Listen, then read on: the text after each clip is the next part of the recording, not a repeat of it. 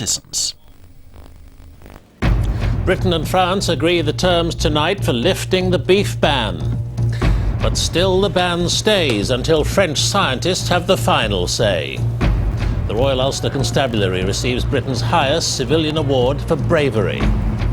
And the man whose revelations finished Jeffrey Archer tells why. So that's how we met.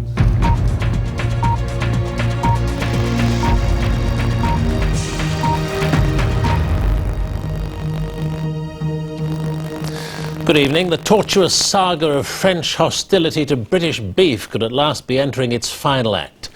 In Brussels tonight, Britain and France reached agreement on the definitive text, what they're calling a protocol of understanding. And Britain insists it contains no concessions, just clarification of the measures being taken to make the beef safe. But the scientists of the French Food Safety Agency, whose objections have kept the crisis going, will still have the final say. From Brussels, Justin Webb reports.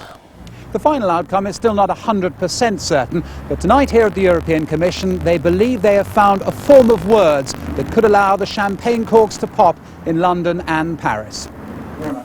This evening we were invited in to see the European Commissioner who's been grappling with the beef issue for most of the last 2 months. He told us the document he's issued tonight has the full support of the French government. The French have indicated to us that the answers that have been provided, the clarifications that have been given, meet the questions that were raised by them. So the French government is happy? Yes. The deal does contain some new commitments. There are to be new cattle surveillance measures which will examine fresh cases of BSE. The Commission will look at alternative tests for BSE that might identify cases quicker. And beef exported from Britain will be clearly labelled as British so that shoppers can see where it comes from. That labelling issue is a sore one. The Conservatives have already said that they think an arrangement that will allow European consumers to see that beef is British might mean the meat was stigmatised. The government waves such worries aside. This is real progress. The fact that the French government have been able to put the clarifications that we've given them and the Commission to their Food Standards Agency is a procedure that clearly could lead to the early lifting of the ban. And I hope that is the outcome, but we will know early on in December. Much of the deal refers to efforts to understand BSE better, how exactly it's transmitted and how it can be monitored.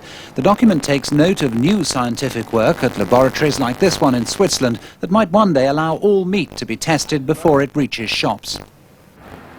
The focus will now return to the French Food Safety Committee. They are independent, but under pressure from the British government and the French government and the European Commission, it's difficult to see them doing anything but changing their advice and allowing British beef back into France.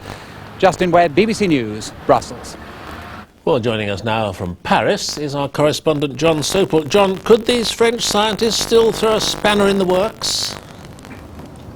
Well, it's possible, but the ball is very firmly in their court and all eyes are on them. And just as we heard Nick Brown, the Agriculture Minister in Britain, saying it was clarification, well, the French are saying these are concessions that have been won, and they're important concessions, they say. And I think all of that is, one, to appease public opinion, and two, to persuade the French Food Safety Agency that there really has been a significant shift. So what I think we'll see happening now is the French government telling the Food Safety Agency to hold an emergency meeting.